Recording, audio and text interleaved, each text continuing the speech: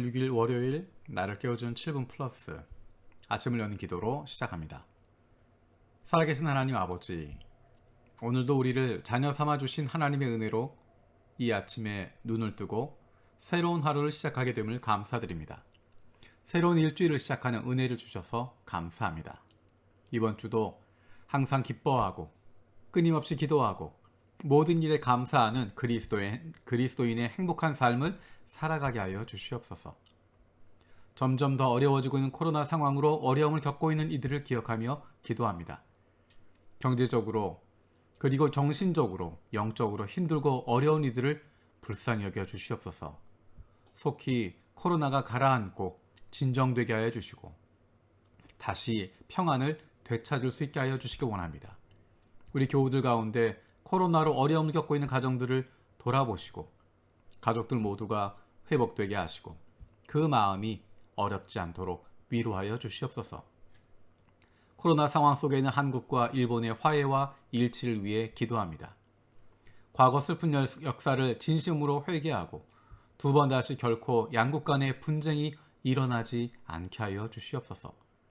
한국과 일본이 서로 함께하는 좋은 동반자가 되게 하시고 함께 힘을 모으고 서로 격려하고 주님께서 주시는 일들을 함께 동역할 수 있는, 그리고 아시아의 평화를 위해서, 세계 평화를 위해서 다른 이들을 섬길 수 있는 좋은 친구 나라 되게 하여 주시옵소서.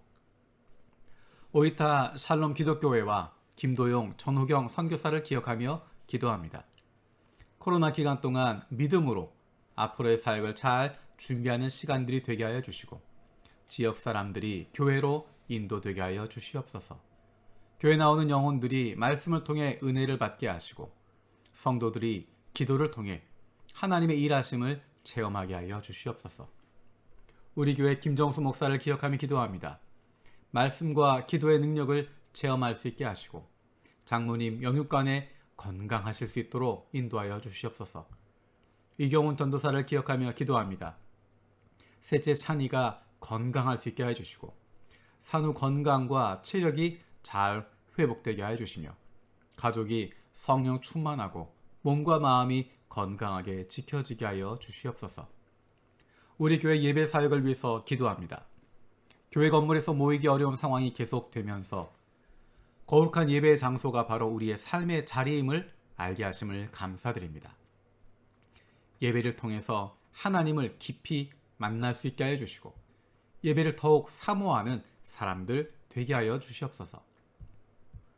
우리 모두가 예배자가 되게 하여 주셔서 예배 가운데 영이신 하나님께 영과 진리로 예배할 수 있게 하여 주시옵소서.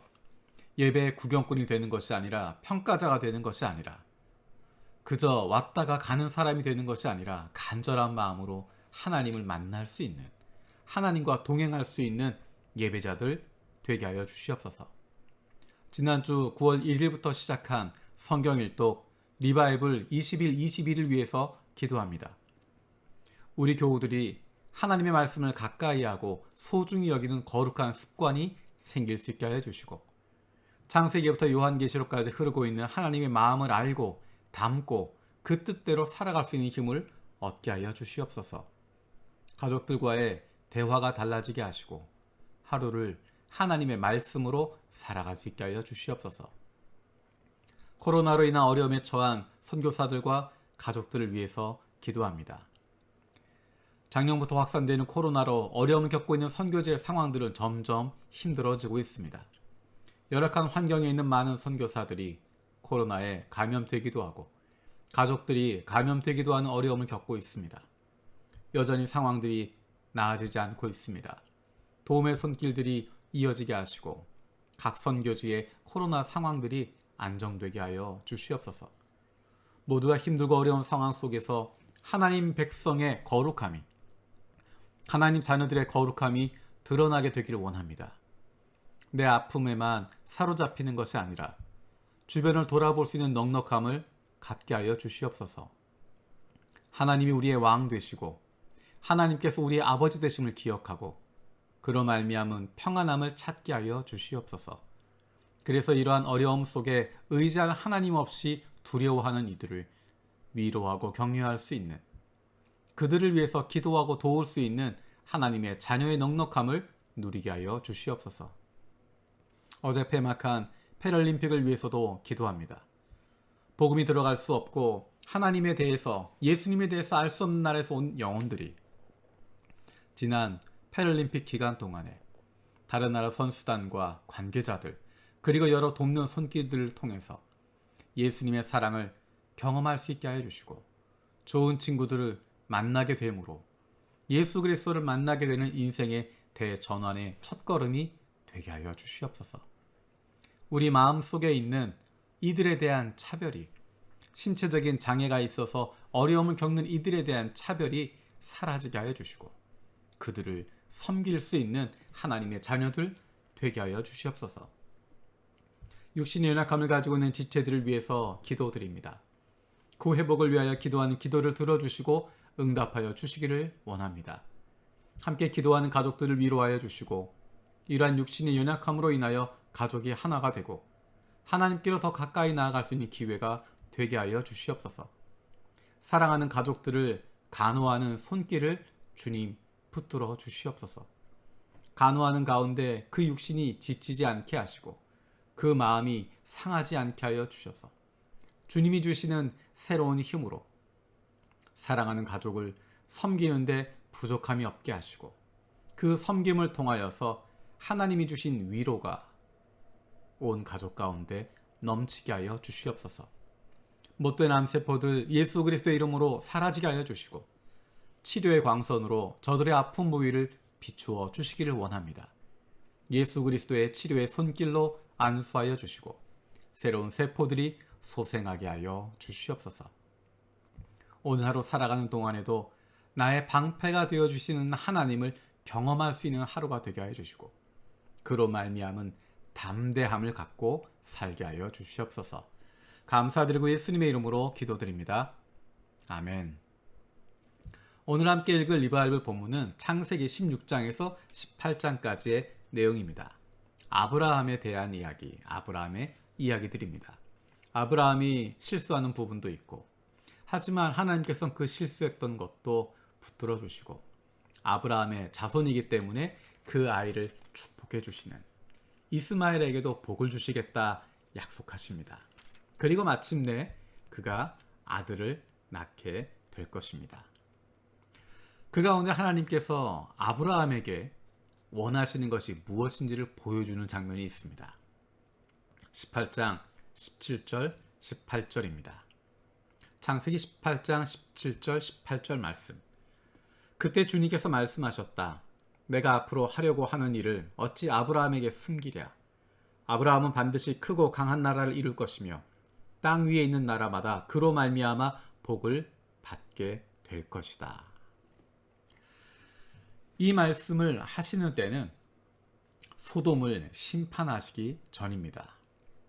소돔 땅을 악이 넘치고 있어서 울부짖는 소리가 너무 커서 그 사람들이 엄청난 죄를 짓고 있어서 심판할 거다 하는 이야기를 아브라함에게 해주시는 것입니다. 놀랍지 않습니까? 그냥 죄가 넘치는 그곳 소돔을 심판하셔도 되는데 그 이야기를 굳이 아브라함에게 이야기하고 있습니다. 굳이 아브라함에게 17절에 보면 내가 앞으로 하려고 하는 일을 어찌 아브라함에게 숨기랴. 내가 앞으로 하려고 하는 일을 아브라함에게 이야기해 주겠다라는 것입니다. 복의 근원이 되는 아브라함, 내가 아브라함에게 복을 주겠다. 아브라함을 통해서 세상 모든 민족이 복받게 하겠다라고 말씀하셨는데, 그 아브라함에게 소돔을 심판하시려고 하는 이야기를 하시는 이유가 무엇이었을까? 그것은 아브라함에게 그들을 위해서 기도해 달라는 것입니다. 왜 아브라함에게 이야기를 하셨을까? 소돔에 있는 사람들을 위해서 기도해 달라는 것입니다. 그 안에 의인이 있다면 그들을 버리지 말아 달라고 간구해 달라는 것입니다. 스스로 기도할 수 없는 이들을 위해서, 스스로 구할 수 없는 이들을 위해서 바깥에서라도 중보해 달라는 것입니다. 하나님의 마음을 알기 때문에 구할 수 있는 것입니다. 하나님께서 정말 완전히 심판하는 것이 목적이라고 한다면 이야기하지 않습니다. 이야기하지 않고 심판하실 수 있습니다. 하지만 굳이 하나님께서 그 마음을 이야기하시는 것은 하나님의 마음을 알고 구하라는 것입니다. 모세에게도 동일한 이야기를 하십니다.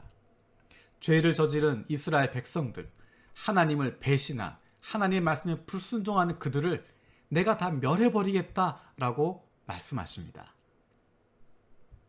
그 이야기는 내가 이 백성을 모두 다 멸해버리겠다라고 모세에게 말씀하신 것은 모세에게 나를 좀 말려라 라는 것입니다. 네가 내 마음을 알고 있으니까 이 백성을 위해서 기도해라. 네가 나를 말려라. 내 마음을 네가 알고 있으니까 이 백성을 위해서 기도해라 라는 것입니다. 똑같은 일이 한 사람에게 더 있습니다. 바로 요나입니다. 하나님이 요나에게 니느웨에 가서 심판을 선포해라 라고 이야기합니다. 요나는 하나님의 마음을 정확하게 알고 있었습니다. 가서 심판을 선포해라 라고 하는 것은 그들이 망하도록 두기 위해서가 아니라 네가 가서 그 사람들을 회개하도록 만들어라 라는 것입니다. 회개하면 살려주시겠다는 것입니다.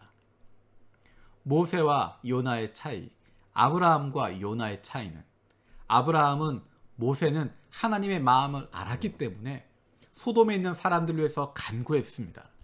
이스라엘 백성들을 위해서 간구했습니다. 하지만 요나는 하나님의 마음을 알고 있었지만 도망쳐버립니다. 구하고 싶지 않은 것입니다. 하나님의 마음이 무엇인지는 알고 있었지만 그 마음을 품지 않았던 것입니다. 하나님의 생각은 저것이고 내 생각은 달라요 라는 것입니다. 하나님께서 원하시는 것은 하나님의 마음을 알고 하나님의 마음을 닮아가는 것이고 하나님의 마음을 내 속에 담는 것입니다. 하나님의 마음을 알고 하나님의 마음을 닮아가는 사람은 하나님이 원하시는 기도를 할 수 있습니다. 그리고 하나님이 그 일을 이루게 되시는 것입니다. 오늘 읽었던 본문 뒷부분에 보면 23절에서 32절까지 아브라함이 간절하게 하나님께 기도합니다. 그 간절한 기도가 바로 하나님께서 원하셨던 것이고 그것이 바로 복받은 사람들, 하나님의 백성들의 기도의 모습입니다. 하나님은 우리를 이 땅에 하나님의 자녀로 불러주셨고 보내주셨습니다. 하나님을 알지 못하는 사람들을 위해서 간구해달라고, 하나님을 모르고 교만하게 행하고 오만하게 행동하고 있는 그들을 위해서라도 간구해달라고, 하나님이 이 땅을 구원해 주시도록, 이 땅에 은혜를 주시도록 기도할 사람을 찾고 계시고 하나님의 마음을 구할 수 있는 사람을 찾고 계시고 저와 여러분들을 불러주셨습니다. 오늘 하루 살아가는 동안에 우리에게 말씀하신 하나님의 마음을 깨닫고 그 마음을 품고 하나님의 마음으로 다른 이들을 위해서 기도할 수 있는 하나님의 자녀들, 하나님의 백성들 되기를 원합니다. 주님께서 가르쳐 주신 기도로 마치겠습니다. 하늘에 계신 우리 아버지여, 이름이 거룩히 여김을 받으시오며 나라가 임하시오며 뜻이 하늘에서 이루어진 것 같이 땅에서도 이루어지이다. 오늘 우리에게 일용할 양식을 주시옵고 우리가 우리에게 죄진 자를 사하여 준 것 같이 우리 죄를 사하여 주시옵고 우리를 시험에 들게 하지 마시옵고 다만 악에서 구하시옵소서. 나라와 권세와 영광이 아버지께 영원히 있사옵나이다. 아멘.